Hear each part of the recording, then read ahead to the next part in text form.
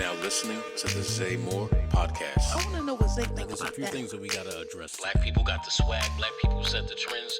We are the culture. We got a reality star for our president. It's insane. Even if they try to erase black history out of schools, it's not going to erase black history. Because we've been here. Kendrick Lamar definitely beat Drake in that battle. Hands down. At the end of the day, I'm going to keep it real with my people. Because if we don't keep it real with each other, who will?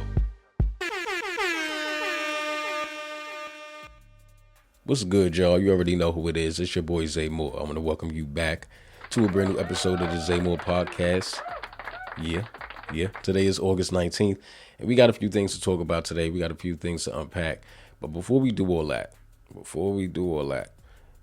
y'all remember I told you my stomach was acting crazy after having Burger King, right? Bet. My stomach was still on bubble vibes. So I was like, yo, let me go to the doctor. You feel me? Because I had a funny feeling I had food poisoning, but I didn't want to believe it. Sure enough, I had food poisoning.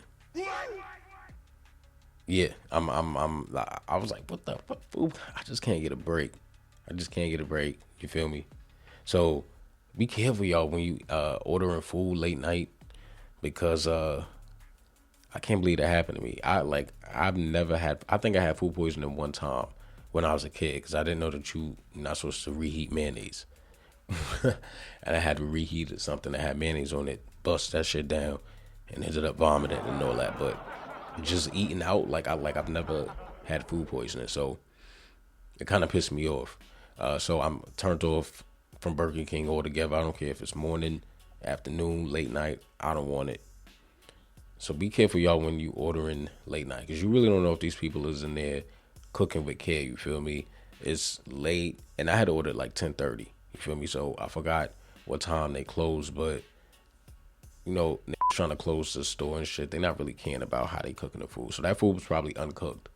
Dead ass had to be, because that initial morning was just, I'm not gonna give y'all the graphic details, but shit wasn't pretty. And then leading up to today, is like I still feel blah. You feel me? Like I'm still having to drink ginger ale and all that. So yeah, y'all, just stay clear of eating fast food late night.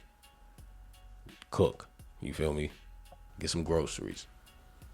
But we gonna move on, because I know y'all don't want to hear about my bubble gut. We gonna dive into some topics today, y'all. The first topic I got for you guys: Gladys Knight's son is raising concerns, alleging that his mother is being overworked. Gladys Knight is of a certain age, and he's alleging that his mother's younger husband is forcing her to work. So we're gonna dive a little bit into that and the conversation around once some of our greats get a certain age, should they still be touring? Should they still be performing?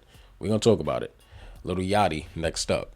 He previewed a song. I believe he was on Playboy Max's stream, and there was a George Floyd reference that just, I don't understand how it left the studio, or I don't understand why, or if there was anyone around him that heard that and wasn't like, yo, this is not it, bro. It's not it.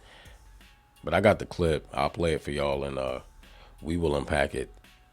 Next, after that, I want to quickly go over Donald Trump saying he wanted to eliminate mail-in ballots and voting machines before the 2026 midterms, which is kind of ironic to me. I'll tell y'all why. And we'll talk about a few other things, have some laughs, have a good time today. Y'all ready for today's show? All right. So we are going to kick it off. Let's talk about Gladys Knight's son's concerns. So, as I did say, Gladys Knight's son, Shanga Henderson, alleging that his mother's younger husband is forcing her to perform despite health concerns, accusing him of elder abuse. Gladys Knight has denied the claims, asserting she is mentally sound and threatening legal action against her son. This raises broader questions about elder care in entertainment and family dynamics. So, who is her husband? Because I didn't even know Gladys Knight was married. I know she's been married a few times, but I didn't know she was currently married, because I believe she's 81 right now. And if you don't know, for those who don't know Gladys Knight, she's a huge superstar. She's amassed a large number of hits throughout her career by herself, and actually with her group Gladys Knight and the Pips. She has 7 number 1 singles, including Midnight Train to Georgia and That's What Friends Are For, with Dionne Warwick, Elton John, and Stevie Wonder. 11 number 1s, and 6 #1 R&B albums. The group has also had over 24 top 10 R&B hits. Gladys Knight and the Pips, the group itself.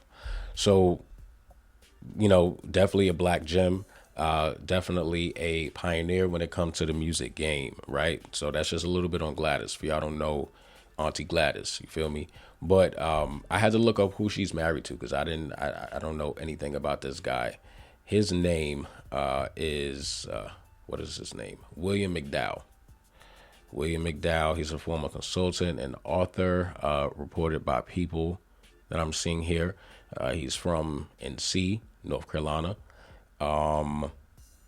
They have been married for some time. I will say that. They married actually in 2001, and they just recently celebrated their 23rd wedding anniversary back in April of 2024. We just kind of passed April, so now I would assume just celebrated their 24th. So it's not like, he came out of anywhere, but they've been married for some time. It looks like they worked on some music together. He is, I believe, 51, if I'm not mistaken. I'll have to double check on that, but he's younger, basically. And if this was my mom, I would be showing concern too. And it's saying here that Gladys Knight was even threatening legal action, as I just mentioned. If the son is having, or he's insinuating that his mom's career might be being controlled, or she is being controlled, or being forced to work, how do we even, know that that's her threatening the legal action? That could very much well be the husband. But this is all alleged, right? Nothing has been confirmed or proven, but I think he has a right, to be concerned. It's his mother. And there has been cases in the past where, people have been accused of marrying people for money, older people. We have Anna Nicole Smith, for you guys who remember her, a few other people. And people do it, It's not like it's foreign. People do, unfortunately, marry people for money. And then insert themselves into their lives. Funny enough, I also found out that he didn't really get into music until he met her.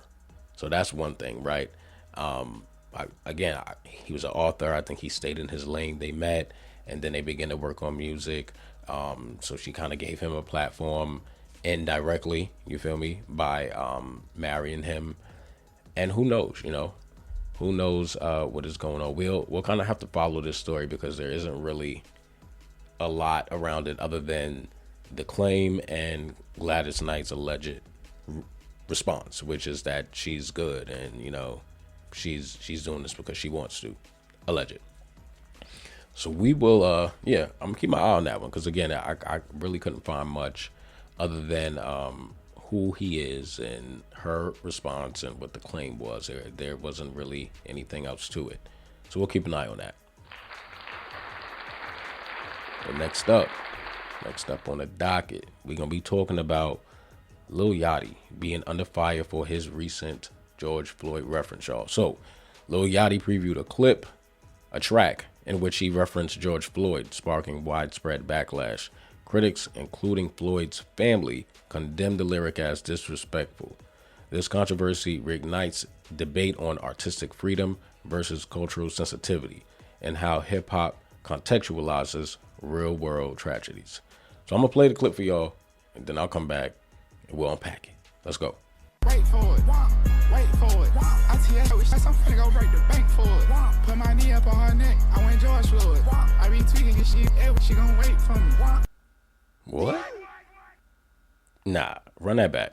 Wait for it. Wait for it. I tell you, I'm finna go break the bank for it. Put my knee up on her neck. I went George Floyd. I be tweaking this shit. She gonna wait for me. Nah. I would have, like, immediately, if he was in the booth and I was the engineer, I would have been like, yo, bro, you the artist, you can do what you want, but nah. Like, I mean, come on. It's not corny to be aware, for real. I don't care how old you are. It's just not corny to be aware. Because let's not forget, George Floyd was a 46 year-old black man who died because a white cop, Derek Chauvin, a white police officer, knelt on his neck for 9 minutes, y'all. 9 minutes and 29 seconds during an arrest, despite Floyd repeatedly saying out loud he couldn't breathe. I can't breathe. I can't breathe. He still held that knee there for 9 minutes and 29 seconds. The incident was captured on video. You know, we all saw it. That sparked the outrage and the protests against police brutality and racial injustice. It was a serious time. So for you to go into the booth and do this, Put my knee up on her neck. I went George Floyd.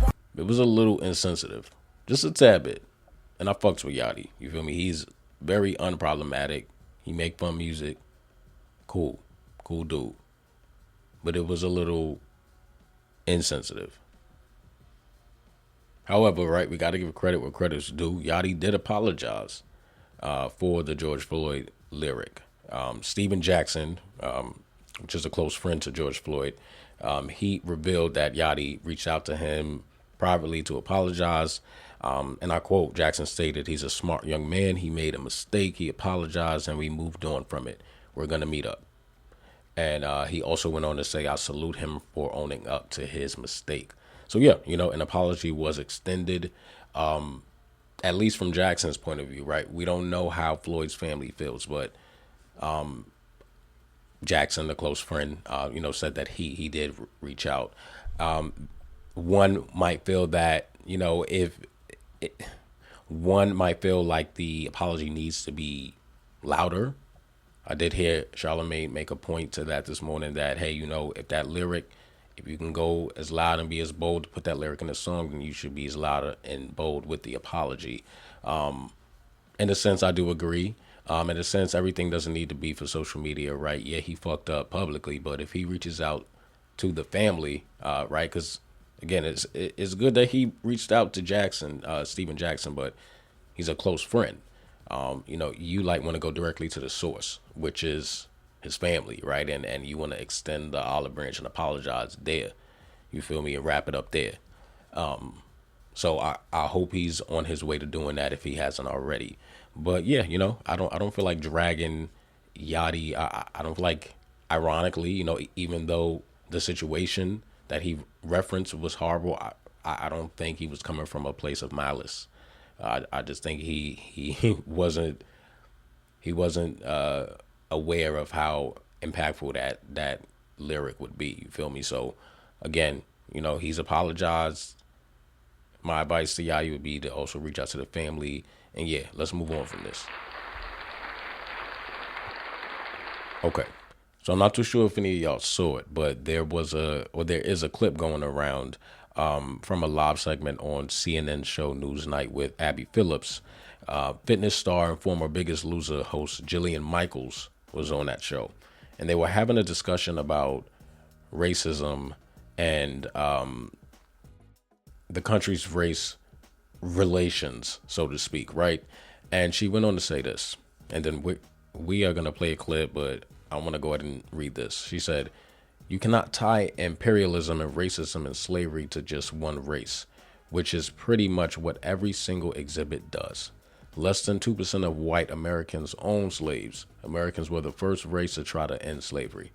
In effect, Michael suggests that white people have been unfairly portrayed as the sole push behind slavery and framed it as a racial narrative pushed in museums and exhibits." So let's listen to this clip, y'all. Let's let's go ahead and listen to this clip. It's just so funny to me that people want to play victim now. You know, it's like just talking about our history is us bashing them. It's crazy. Megyn Kelly, and you know, I already don't like her. She rides for Trump. She's a journalist. You know, I don't fuck with her ever since she said what she said about Beyonce, talking about Sydney Sweetie's commercial was more natural. Like, get the fuck out of here. What are we doing?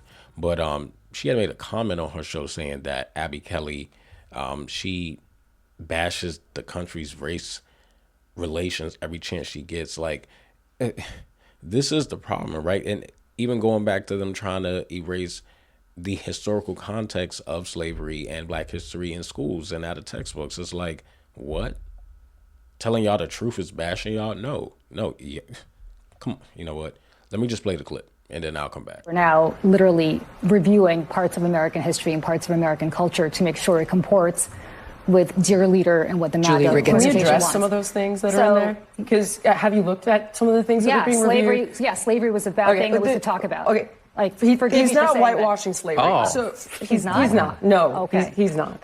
And you cannot tie imperialism and racism and slavery to just one race, which is pretty much what every single exhibit does. Do you realize that only less than 2% of white Americans own slaves? But it was a system of white supremacy. You realize that slavery is thousands of years old? White people were Do you know the slave who owners. was the first race to I didn't try realize to this was end controversial. slavery? What are you saying is incorrect by saying that it was white people oppressing black people? Every single thing is like, oh, no, this is all because white people bad. And that's just not the truth. There's one called Change Your Game, has been an installation there. Is gender testing fair in sports? Does that, and then it goes on to talk about how it's complex to do gender testing in sports. It's not complex. It's basic science. So it's been completely captured. First of all, I don't. And think it's totally partisan. First of all, we don't have time to litigate Of all of this. course we don't, because then you're going to lose the argument. If everything is racialized, just like you're trying to do to me now. She sounds fucking ridiculous. And shout out to Abby Phillips for standing her ground, too. She sounds fucking ridiculous. First of all, to correct her, I don't know where she got her information from, but historically, based on historical records, primarily around the Civil War era, there were roughly about 25% of white American households in the southern states who owned slaves. So I don't know where she got that 2% from, but I don't find that to be true based on my findings. Secondly, to her point of, oh, like everything is white people bad, white. That is not the case. You feel me? There's bad in every race. That's one. But when we're talking about slavery, we're not going to whitewash it. We're not going to say, oh, a lot of white Americans died so slavery can end. What the fuck are you talking about? Unfortunately, yeah, your ancestors and your people do have a bit of a shady past, and that's something that y'all need to accept versus trying to wipe out the history of it. Okay, because the enslavement of black people is a complex historical phenomenon. Like, we're not just going to walk over that. The way I see it, there was one group of people who lazy as fuck, didn't want to do their own work, couldn't survive in the sun because they were more prone to diseases and all that shit. So what did they do? They went to go get the superheroes, the metahumans, the X-Men, you feel me? And then they made them do the labor demands. You feel me? The discovery of colonization by the Americas, by the Europeans, are we forgetting that created a high demand for labor to exploit all of these resources and the sugar, the tobacco, cotton, rice, all that? I mean, come on. Slavery is not just a random act of violence, y'all. It's a structured system with established rules, practices, institutions. So who started this shit? You feel me? Like, I mean, come on. Like, it's a system. It's a social, economic, and political system where people were treated as property, bought, sold, forced to work against their will. And to her point where she said a lot of white people died to end slavery, because you can't make a vague statement like that without any context, right? She should have went into the Civil War. She should have went into the war between the Union and the Confederacy states. She should have, kind of gave more context to that, because again, slavery is a complex thing. You feel me? And although, yes, there were white people who were not with the shits. They did not support the idea of slavery, selling and owning people, humans. There was a large majority of white people that were, historically. So we're not going to whitewash it by using the Civil War and the people who died in the Civil War. And again, thank everyone for their service. Everybody, you feel me? But we cannot whitewash slavery by saying, oh, everything isn't white, bad. A lot of white people died to end slavery. Two things can be true at once, right? Yeah. Not all white people are bad. Yeah, a lot of white soldiers died in the Civil War. But also, we're not just going to erase the other half of that book, right? We are not just going to skip over that. So to go back to Megyn Kelly's point, talking about bashing the country's racial, what the hell did she say? Because I wrote it down. Bashing the country's race relations. Bullshit. You feel me? It's just us. This is our truth. This is our ancestors' truth. This is y'all's truth. Unfortunately, you feel me? So it's time to accept it. But I'm glad that Abby stood her ground. You feel me? Because yeah, she was trying to take over that conversation, and man, I tell you, they don't want me in these debates, for real, because it's coming in hot and heavy if I'm sitting there. Yeah, I would have brought up how 18 states have actually implemented bans or restrictions on teaching about race and gender. So when we're talking about the historical context of slavery, it is important to be completely transparent. You feel me? Because what do you do when you restrict the history of that phenomenon? You hinder a comprehensive and an honest understanding of American history, man. But to sum this up, I will say this. Number one, Jillian Michaels needs to read the book because a lot of her facts were wrong. And number two, if you are a parent, if you got little ones, you feel me, nieces, nephews, or whatever, it doesn't hurt to sit down and have a quick history lesson. You feel me? Find a fun way to incorporate it. You feel me? There's a bunch of shows about Black history, because what's going to happen is, right, a lot of these schools are having trouble, not trouble, but now that they're under different leadership, so to speak, they are going to be overstepping Black history. They are going to be overstepping things that are essential to this nation's truth. And it's not about trying to make white people out to be bad. Like her comment, oh, everything is white people so bad. Like, what are you talking about? We're not in high school. You feel me? We're talking about facts. We're talking about truth. We're talking about history here. And that's all. That's all, y'all. That's all I got to say on that. Educate your people. Educate yourself. Yes, yes. But keeping it going, guys. Keeping it going. So, Donald Trump recently declared he wants to eliminate mail-in ballots and voting machines before the 2026 midterm, calling them fraudulent and inaccurate. Experts note he has no legal authority to enforce such changes and that mail-in voting is used worldwide. This rhetoric adds to tensions about election integrity, centralization of power, and public trust, y'all. Let's go to CNN for the story. I also want you to hear his comments on mail-in ballots and all that, and then we'll come back and we're going to unpack this. President Trump announced yesterday that he's drafting an executive order aimed at banning mail-in ballots. It's not clear when that will happen, and yes, it will likely face legal challenges if and when he does. But the president said that the topic came up actually during his Friday meeting with Russian President Vladimir Putin. Vladimir Putin, smart guy, said you can't have an honest election with mail-in voting. And he said there's not a country in the world that uses it now. Mail-in ballots are corrupt. Mail-in ballots, you can never have a real democracy with mail-in ballots. And we, as a Republican Party, are going to do everything possible that we get rid of mail-in ballots. Complete bullshit.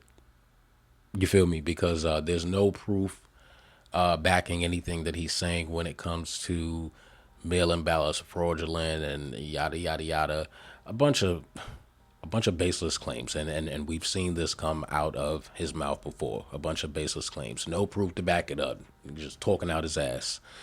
But when it comes to the power play in this, I want to unpack that. So I have a few points that I want to go through with y'all. Restricting or removing mail-in ballots could do a few things. Why? Mail-in ballots are often essential for people who cannot physically reach polling stations, including the elderly, people with disabilities, those who live in remote areas, or citizens working or traveling abroad. Removing them disproportionately impacts these groups, effectively lowering participation from populations already underrepresented. Number 2, turnout levels. Studies in countries like Switzerland and Germany show mail-in options significantly boost voter turnout, especially in local and mid-cycle elections where enthusiasm may be lower. Eliminating mail-in ballots usually results in a lower turnout, as some voters simply won't make it to the trip in person. And this is the big one: equity and representation. Populations with less access to transportation or flexible work schedules, often younger voters, rural communities, and minority groups. I gotta say that one more time. Younger voters, rural communities, and minority groups are most affected when mail-in voting is taken away. This can move the election toward demographics who already have easier access to polling places. So we already see that he's trying to make things better for his class, right? We're seeing the tax cuts. So look at this. Look at this. Another power play. But the bottom line is that ending mail-in ballots doesn't just change mechanics. You feel me? It shifts who actually gets to participate easily. You're singling out groups of people easily. And historically, when this has been taken away or is restricted, overall participation is going to fail. And certain people are just not going to be able to vote. They'll be silenced. Crazy times we living in, I'm telling you, man. But we're going to be following this because this is definitely something to keep an eye on, especially if you know someone or have a family member that might be affected by mail-in voting being taken away, right? This is something to follow. So I'll definitely be coming at y'all with the latest. I'll keep my eye on this for you. But y'all know what that sound means. That's the latest for today. That means that it's a wrap. We've made it to the end of the show. Yes. I want to thank you so much for tuning into the Zay Moore podcast, where we keep it real, no cap involved at all. You feel me? Ever. I want to remind you to follow me at the Zay Files on Instagram, the Zay Files _ on Instagram, the Zay Moore podcast on Instagram. And remember to join me this Sunday, y'all. We're going to take a break. You feel me? You got anything you want me to talk about, send it to me in the DM. I promised you a deep dive into relationships. The show is being curated. The facts are being found, and I'm going to bring it to y'all. We're going to talk about it. The numbers, everything. I'm going to present it to y'all. It just got to be ready. You feel me? I'm not half-stepping ever. But again, I want to thank y'all so much for tuning into the Zay Moore podcast. And remember, stay away from Burger King if it's after 10 o'clock, all right? Until next time. Peace.